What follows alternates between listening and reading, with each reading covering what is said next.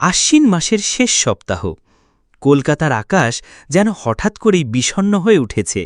হালকা ধোঁয়াটে কুয়াশা জমেছে ভোরবেলায়। দক্ষিণ কলকাতার এক পুরনো বাগানবাড়ি, চৌধুরী ভিলা, যেটি বহু বছর ধরেই তালাবন্ধ। আর আজ হঠাৎ সকাল ৭টা নাগাদ সেই ভিলার প্রধান ফটকের সামনে পড়ে রইল একটি ছেঁড়া কাগজ, একটি অর্ধেক ছেঁড়া চিঠি। চিঠিতে লেখা, তুমি যদি সত্যিই জানতে চাও তাহলে ৭ দিনের মধ্যে ফিরে এসো। যাকে সবাই আত্মহত্যা বলেছে সে আদৌ মরেনি। এই খবর ছড়িয়ে পড়ে শহরের সাহিত্যচক্র, সাংবাদিক মহল এবং একজন মানুষের কাছে। তার নাম অতনু বসু, একজন অবসরপ্রাপ্ত ক্রাইম রিপোর্টার, বর্তমানে একজন লেখক। এই চিঠি যেন তাকে টেনে নিয়ে যায় তার পুরনো অতীতের কাছে, একটি অসমাপ্ত কেস। ৬ বছর আগে এই চৌধুরী ভিলা থেকেই নিখোঁজ হয়েছিল এক মেধাবী তরুণী, ঋতাভা চৌধুরী। সেই কেস রুদ্ধোদ্ধার হয়েছিল আত্মহত্যার তকমা দিয়ে। কিন্তু অতনুর মনে প্রশ্ন ছিল বহু। অতনু ফিরে এলো চৌধুরী ভিলার আশেপাশে। লোকজন এড়িয়ে চলে এই বাড়িকে, একজন বৃদ্ধ পরিচারক ছাড়া কেউ থাকে না। অতনু কথা বলে, কিন্তু সে কিছুই জানে না বলে দাবি করে। শুধু বলে, সাহেব, ওই চিঠির লেখায় যার হাত আছে তিনি এখনও ফিরে আসেননি। এক সন্ধ্যায় অতনু দেখতে পায় ভিলার পিছনের বাগানে এক যুবক দাঁড়িয়ে আছে। সে হঠাৎ করে মিলিয়ে যায় অন্ধকারে। কল্পনা না বাস্তব? অতনু একে একে খুঁজতে থাকে ঋতাভার পুরনো কলেজের বন্ধু, পরিবারের সদস্যদের, এমনকি সে সময়ের পুলিশ তদন্তকারী অফিসারকে। কিন্তু সবাই কেমন যেন মুখ বুজে আছে, যেন কেউ কিছু বলবে না, যেন কেউ কিছু বলতে পারবে না। তার মধ্যেই অতনু পায় আর একটি চিঠি। তুমি যদি সত্যের শেষ ছায়া দেখতে চাও তাহলে তার বাবার ঘরটা একবার খুঁজে দেখো, দেওয়ালের পেছনে কিছু আছে। অতনু এক রাতে চৌধুরী ভিলার সেই পুরনো ঘরে ঢুকে পড়ে।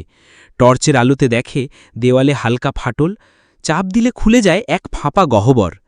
সেখানে থাকে একটি ডায়েরি, এবং সেই ডায়েরির মধ্যে এমন কিছু লেখা, ঋতাভা কাউকে জানিয়ে যেতে পারেনি। ওর ভালোবাসা ওর জীবন শেষ করে দিল। একটি নাম যার মুখ কেউ আজও বলেনি, অভিষেক পাল। অতনু এই অভিষেক পালকে খুঁজে বার করে, যার খোঁজ পাওয়া ছিল অসম্ভব।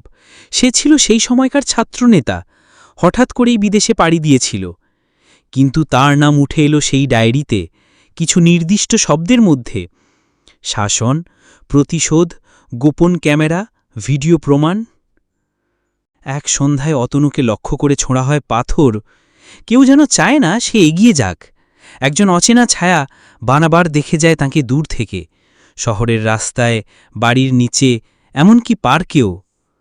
আর তখনই অতনুর হাতে আসে সেই শেষ চিঠি, যা আসলে লেখা হয়েছিল ঋতাবার হাতে, কিন্তু কোনোদিন পোস্ট করা হয়নি। চিঠিটা লেখা ছিল অভিষেককে উদ্দেশ্য করে, তুমি যদি আরেকবার ফিরে আসো আমি সব বলবো।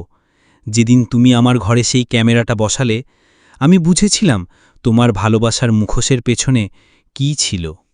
ঋতাভার শেষ চিঠি পড়ে যেন সমস্ত বাতাস ভারী হয়ে যায় অতনুর চারপাশে। সে বুঝে যায় এই মৃত্যু নিছক আত্মহত্যা ছিল না, এই ছিল এক পরিকল্পিত, ঠান্ডা মাথার অন্যায়। কিন্তু কে করল এই কাজ, আর কেনই বা চিঠিটি কেউ সংরক্ষণ করে রেখেছিল? অতনু খুঁজে বার করে ঋতাভার কলেজের সেই অধ্যাপিকাকে, প্রফেসর অনুরাধা সেন। তিনি বলেন, ঋতাভা খুব ভালো ছাত্রী ছিল, কিন্তু শেষের দিকে ওর মধ্যে ভীষণ চাপ অনুভব করতাম। ও কখনোই বলতো না কি হয়েছে, শুধু বারবার বলতো সবাই বিশ্বাসঘাতক। অনুরাধা একটি ছবি দেন অতনুকে ঋতাভার কলেজ ফেস্টের।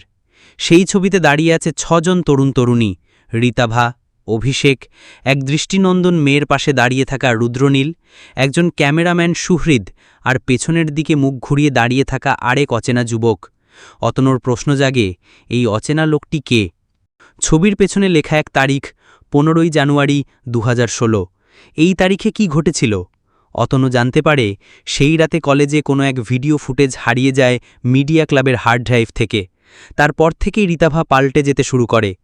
সুহৃদ নামে যে ক্যামেরাম্যান ছিল তাকে খুঁজে বার করে অতনু। এখন সে একজন বিয়ের ভিডিও এডিটর।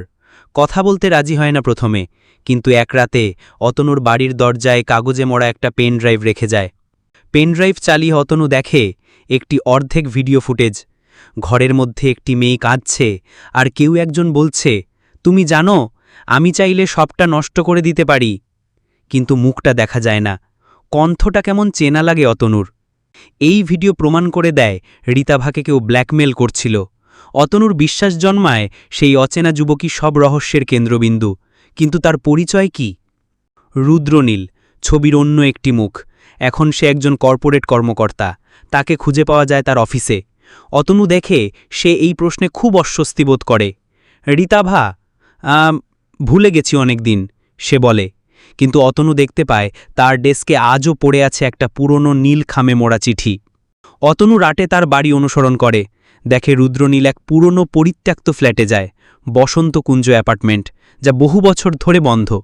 সেখানে সে কিছু একটা লুকিয়ে রাখছে। অতনু অপেক্ষা করে, তারপর ফ্ল্যাটে ঢুকে যা পায় তা রোমাঞ্চকর। একটি সিসিটিভি ক্যামেরার হার্ড ড্রাইভ এবং একটি পুড়ে যাওয়া ছবি, রীতাভার হাসি মুখ। অতনু হার্ড ড্রাইভ উদ্ধার করে এক পরিচিত টেকনিশিয়ানকে দেয়। সে ফাইল রিকভারি করে বলে, দাদা, এইটাই তো সব আছে, আপনি বুঝতেই পারবেন না কি আছে। তাতে দেখা যায় রীতাভা একটি ক্লাবে ঢুকছে রাত 10টার পরে, কারোর সঙ্গে তর্ক করছে এবং শেষে তাকে এক অচেনা গাড়িতে তুলে নেওয়া হচ্ছে। গাড়ির চালকের মুখ দেখা যায় না, কিন্তু গাড়ির নম্বর স্পষ্ট, WB04K7832, WB04K7832। এই নম্বর ধরে অতনু যোগাযোগ করে পুলিশের ট্রাফিক বিভাগের সঙ্গে। পরিচিত পুরনো সূত্র ব্যবহার করে জানতে পারে গাড়িটি রেজিস্টার্ড ছিল রাহুল নাথ নামে এক যুবকের নামে।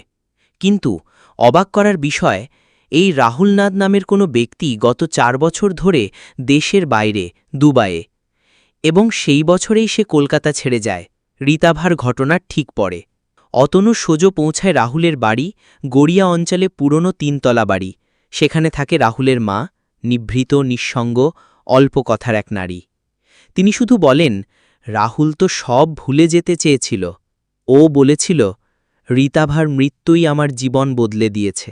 রাহুলের ঘরের পুরনো কাগজ ঘাঁটতে গিয়ে অতনু পায় একটি ভাঁজ করা কাগজ, ব্ল্যাক অ্যান্ড হোয়াইট প্রিন্ট, তাতে লেখা কিছু chat log. I have the video, I will leak it, you'll regret this, Ritabha, no one will believe you anyway. চ্যাটে ব্যবহার করা নাম @ঘোস্টবয়87। অতনু বুঝতে পারে গেমটা অন্য কেউ খেলছিল। এই @ঘোস্টবয়87 আইডি অনুসন্ধান করে সে পৌঁছে যায় এক হ্যাকার বন্ধুর কাছে, অর্ণবের কাছে। অর্ণব চ্যাটলগ বিশ্লেষণ করে বলে, দাদা, এই ইউজার আইডি আইপি ট্রেস করলে বেরোচ্ছে যাদবপুর ইউনিভার্সিটির এক পুরনো রাউটার থেকে। কেউ ক্লাসরুম হ্যাক করত সেখানে বসে। সেই ভবনে অতনু পৌঁছে যায়। সেখানে নিরাপত্তারক্ষী জানায়, এই ভবন তো 2016 সালের পর পরিত্যক্ত, কিন্তু সেখানে আজও এক ছাত্র এসে বসে, চুপচাপ, কথা বলে না, পুরনো ল্যাপটপে কিছু টাইপ করে সারাদিন। অতনু অনুসরণ করে দেখে ছেলেটির নাম অমিতাভ বসু। একসময় মিডিয়া ক্লাবের জুনিয়র সদস্য ছিল, এখন মানসিক সমস্যায় আক্রান্ত, নিজেকে পৃথিবী থেকে বিচ্ছিন্ন রেখেছে। অতনু কথা বলে, অমিতাভ বলে না কিছু, শুধু খাতায় লেখে, রীতাভা বেঁচে ছিল অন্তত 2 দিন, তারপর। এই লাইনটা অতনুর কানে বজ্রপাতের মতো লাগে। সে আবার ফিরে যায় চৌধুরী ফিলার দিকে। সেই বৃদ্ধ পরিচারক আজ আর দরজা খুলতে চায় না। অতনু জোরে বলে, রীতাভা মরেনি সেদিন, তাকে রাখা হয়েছিল ভিলার ভিতরেই, তোমরা সবাই জানো। বৃদ্ধ ধপ করে বসে পড়ে, ফ্যাল করে চেয়ে থাকে, তারপর কাপা কণ্ঠে বলে, আমি বাধ্য ছিলাম। ওরা বলেছিল কিছু বললে আমাকেও গুম করে দেবে। ওকে নিস্তালার ঘরে বেঁধে রাখা হয়েছিল, ওর মুখ বেঁধে রাখা হয়েছিল। ওকে দেখেছিলাম শেষবার 16 তারিখ রাতে, এরপর নয়। এবার অতনু তল্লাশি করে নিচতলার সেই বন্ধ ঘরটি। জানালার রেলিংয়ে আজও আঁচড়ের দাগ, দেওয়ালে ছোট ছোট খোঁচা, পাথরের মধ্যে আঁকা, আলোর জন্য অপেক্ষা করছি।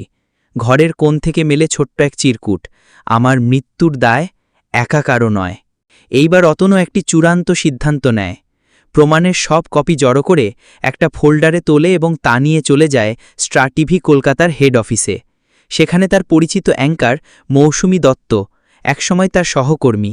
মৌসুমী দেখে সব প্রমাণ, সব ভিডিও, চিঠি এবং বলে, তুমি বুঝেছ তো, এটা সরাসরি নাম উঠে যাবে শহরের সবচেয়ে বড় রাজনৈতিক নেতা সন্দীপ সেনের ছেলের। তুমি জানো না কি খেলা তুমি ছুঁয়ে ফেলেছ। মৌসুমী দত্ত ফাইলগুলো হাতে নিয়ে বলেন, আমি চেষ্টা করব, কিন্তু এটাকে প্রকাশ্যে আনতে গেলে চ্যানেলের উপর চাপ আসবে সন্দীপ সেনের দিক থেকে। আমার উপর নজর রাখা হচ্ছে, তুমি সাবধান থেকো। অতনু বোধে এখন প্রতিটি পদক্ষেপ পরিণতির ভার বহন করবে। পরদিন রাতে অতনুর বাড়িতে চুরি হয়। শুধু হার্ড ড্রাইভ আর কাগজপত্র নিয়ে গেছে, কিছুই চুরি হয়নি। এটা সাধারণ চুরি নয়, কারু চাপে করা সুপরিকল্পিত হামলা। তবে অতনু আগেই একটি কপি লুকিয়ে রেখেছিল। সে যোগাযোগ করে এক মানবাধিকার সংগঠনের সঙ্গে। তাদের তরফে আইনি সহায়তা নেওয়া হয়। প্রাথমিকভাবে পিটিশন দায়ের করা হয় নতুন তদন্তের দাবি নিয়ে কলকাতা হাইকোর্টে।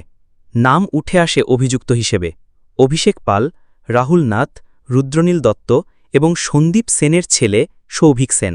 তদন্তকারী সংস্থা প্রথমে গড়িমসি করে, পরে মিডিয়া যখন খবরটা হাতে পায়, অল ইন্ডিয়া ওয়াচ নামক এক ইউটিউব চ্যানেল রাতারাতি এই কেস নিয়ে রিপোর্ট বানায়, ভাইরাল হয়। সৌভিক সেনের নাম উঠে আসায় রাজনৈতিক মহল সরগরম। এর মধ্যেই অমিতাভ বসু হঠাৎ নিখোঁজ হয়ে যায়। যাদবপুর ক্যাম্পাসের সিসিটিভি ফুটেজে দেখা যায় কেউ তাকে তুলে নিয়ে গেছে। সেই ভিডিও মিডিয়াতেও ফাঁস হয় না, কারণ ক্লিপটা ডিলিট করে দেয় কেউ। অতনু আরও চাপে পড়ে যায়। রাতের বেলা ফোনে বারবার হুমকি আসে, তুমি যদি সত্যিই বাঁচতে চাও তবে লেখালেখি বন্ধ করো, কিছুই প্রমাণ করতে পারবে না। অতনু এবার সিদ্ধান্ত নেয় রীতাভার বাবা মা, যারা এতদিন চুপচাপ ছিলেন, তাদের মুখোমুখি হবে। তারা দার্জিলিংয়ে থাকেন। অতনু সেখানে পৌঁছে যায়। রীতাভার মা মীনা দেবী বলেন, আমরা শুধু শান্তি চেয়েছিলাম, ওর মৃত্যু নিয়ে কথা বললেই আমাদের হুমকি দেওয়া হতো। তবে রীতাভার ঘরে আজও রাখা আছে তার ডায়েরি, এবং সেই ডায়েরির শেষ পাতায় লেখা, আজ যদি শেষ দিন হয়, আমি চাই কেউ সত্যিটা জানুক। আমার কণ্ঠ হয়তো বন্ধ হবে, কিন্তু আমার সত্যই হবে একদিন প্রমাণ। অতনু সেই ডায়েরি নিয়ে ফেরে কলকাতায়। তার লেখাগুলোর মধ্যে পায় M21 নামক একটি ফোল্ডারের উল্লেখ, যেখানে রাখা ছিল সেই ভিডিও প্রমাণ, কিন্তু যা কখনোই খুঁজে পাওয়া যায়নি। এবার অতনু ফিরে যায় সেই পুরনো বসন্তকুঞ্জ ফ্ল্যাটে। দীর্ঘ খোঁজাখুঁজির পর সে মেলে এক লুকোনো কার্পেটের নিচে একটি ছিদ্র। সেখানে রাখা একটি পেন ড্রাইভ M21। তার মধ্যে থাকা ভিডিওটিই ছিল আসল সত্য। রীতাভা ও সৌভিকের কথোপকথন, রীতাভাকে চাপে রাখা, ব্ল্যাকমেল করে সম্পর্ক স্থাপন, ভিডিও ধারণ, এবং শেষে রীতাভা কাঁদতে কাঁদতে বলা, তুমি যেটা করেছ আমি তার বিচার চাইব। একদিন কেউ না কেউ আমার হয়ে লড়বে। 40 এই ভিডিও জমা পড়ে হাইকোর্টে, এবং সেই সাথে অতনু নিজের লেখা ব্লগ শেষ চিঠির রহস্য প্রকাশ করে, যা এক রাতেই হাজার হাজার মানুষের মধ্যে ছড়িয়ে পড়ে। তীব্র জনমত তৈরি হয়। হাইকোর্ট নির্দেশ দেয় নতুন সিবিআই তদন্তের। অভিযুক্তদের বিরুদ্ধে চার্জশিট প্রস্তুত হয়। মিডিয়ার চাপে পড়ে সৌভিক সেন আত্মগোপন করে। একটি চিঠি আসে অতনুর কাছে, তুমি জিতেছ না, তুমি শুধু জানালে কতটা গভীর এই কুঁয়ো। সিবিআই তদন্ত শুরু হলে কলকাতার উচ্চমহলে আলোড়ন পড়ে যায়। সন্দীপ সেন প্রথমে মন্তব্য দেন, আমার ছেলে নির্দোষ, এই সব রাজনৈতিক ষড়যন্ত্র। কিন্তু সেই সুর পাল্টে যায় যখন ভিডিওটি সার্বজনীন হয়ে যায়। সৌভিক সেনের নামে লুকআউট নোটিশ জারি হয়। সমস্ত আন্তর্জাতিক বিমানবন্দরকে সতর্ক করা হয়। তদন্তের সময় একজন নতুন চরিত্র উঠে আসে, তৃষা দত্ত। রীতাভার এক ঘনিষ্ঠ বান্ধবী, কিন্তু এতদিন পর্যন্ত সম্পূর্ণ নিখোঁজ ছিলেন কাহিনীতে। সিবিআই তাকে খুঁজে বের করে এবং জানতে পারে রীতাভার মৃত্যুর ঠিক আগের রাতে তিনিই শেষ কথা বলেছিলেন ফোনে। তৃষা বলেন, রীতাভা ফোনে বলেছিল, তুই যদি কাল সকালে আমার খবর না পাইস তাহলে ওদের নামটা ছড়িয়ে দিস। আমি বিশ্বাস করিনি। আমার সেই কল রেকর্ডিং আজও আছে। কল রেকর্ডিংয়ে শোনা যায়, ওরা চাইছে আমি সরে যাই, হার মানি, কিন্তু আমি যাব না। আমার গল্প শেষ হয়নি তৃষা। ওরা যদি চায় তবে আমার দেহকে থামাতে পারে, আমার কণ্ঠকে নয়। তৃষার কথাতেই জানা যায় রীতাভা মৃত্যুর আগের দিন রাতে একটি বন্ধ সভায় অংশ নিতে গিয়েছিল, যেটা এক ধরনের গোপন রাজনৈতিক ছাত্র সংগঠনের বৈঠক। সেখানে উপস্থিত ছিল সৌভিক, অভিষেক এবং আরও ৩ জন, যাদের নাম আজও অজানা। সিবিআই তদন্তে উঠে আসে একটি মর্মান্তিক তথ্য। রীতাভাকে আত্মহত্যার পথে ঠেলে দেওয়ার জন্য তাকে একঘরে করা হয়, মানসিক চাপে রাখা হয়, এমনকি তাকে জোর করে মাদক খাওয়ানোরও চেষ্টা হয়। একটি সাক্ষী জানায়, রীতাভা শুধু সত্যিটা বলতে চাইত। ওর মতো মেয়েরা বেশি প্রশ্ন করলে ওদের ছুটিয়ে দেওয়া হতো। এই অবস্থায় অতনু আরও একবার হুমকির মুখে পড়ে। এবার তার বাইকে কাটা ব্রেক, তার ফোনে ট্র্যাকিং সফটওয়্যার, এমনকি তার ফ্ল্যাটে চুপি চুপি ঢুকে যাওয়ার চেষ্টাও হয়। তবে এবার তাকে সাহায্য করতে এগিয়ে আসে একজন অচেনা ব্যক্তি। নাম বলে সুবীর। সুবীর বলেন, আমি সেই সভায় ছিলাম, কিন্তু আমি ওদের মতো ছিলাম না। ওকে চুপ করাতে বলেছিল, আমি দমে গিয়েছিলাম, কিন্তু আর চুপ থাকতে পারি না। সুবীর সেই রাতের পুরো ঘটনা খুলে বলে। রীতাভা বলেছিল, আমি ক্যামেরা এনেছি, আমি আজ ভিডিও করব। সৌভিক চিৎকার করে বলে, এই মেয়েটা আমাদের শেষ করে দেবে। অভিষেক বলে, আমরা যা করছি তা দলের নির্দেশে। তারপর কি ঘটেছিল সুবীর আর জানে না। সে সেদিনই সেখান থেকে পালিয়ে যায়। এই তথ্য সামনে আসার পর অতনু সোজা চলে যায় আদালতে মামলা সাক্ষ্যদান করতে। কোর্ট চত্বরে তখন জার্নালিস্টদের ভিড়, সোশ্যাল মিডিয়ায় ঝড় আর বাইরে বিক্ষোভ। তার বক্তব্য, রীতাভার মৃত্যু আত্মহত্যা ছিল না, ছিল নিঃশব্দ হত্যা। সমাজের একটি গোষ্ঠী যার হাতে ক্ষমতা, তারা চেয়েছিল ওর সত্য চাপা পড়ুক। আজ আমি সেই সত্য সামনে আনতে এসেছি। অতনুর বিবৃতি শেষে বিচারক বলেন, সত্যকে কেউ চিরকাল চাপা রাখতে পারে না। আমরা এখন নতুন তদন্তের মাধ্যমে দোষীদের বিরুদ্ধে চার্জ গঠন করব। সৌভিক সেন সেই মুহূর্তে এক গেস্ট হাউসে আত্মগোপন করে আছে, তবে সিবিআই তাকে গ্রেফতার করে সেই রাতেই। গল্পের শেষ প্রান্তে এসে অতনু একটি শেষ চিঠি লেখে রীতাভার উদ্দেশ্যে, যেন প্রতিধ্বনি হয়ে ফিরে আসে তার কণ্ঠে। তোমার লেখা শেষ চিঠি দিয়ে গল্প শুরু হয়েছিল। আজ আমি লিখছি সেই শেষ লাইন, তোমার গল্প কেউ থামাতে পারেনি। সৌভিক সেনের গ্রেফতারের পর রাজনীতি, প্রশাসন, ছাত্র রাজনীতি সব জায়গাতেই আলোড়ন ছড়িয়ে পড়ে। কলকাতার রাজপথে প্লাকার্ডে লেখা, রীতাভার জন্য বিচার চাই, সত্য কখনো মরে না। সেই উত্তাল সময় অতনু প্রতিদিন কোর্টে যান, গণমাধ্যমে সাক্ষাৎকার দেন, ব্লগে লেখেন। সমাজে এক নতুন তরঙ্গ শুরু হয়, নতুন করে প্রজন্ম প্রশ্ন করতে শেখে। আদালতের চূড়ান্ত শুনানির দিন ধার্য হয়।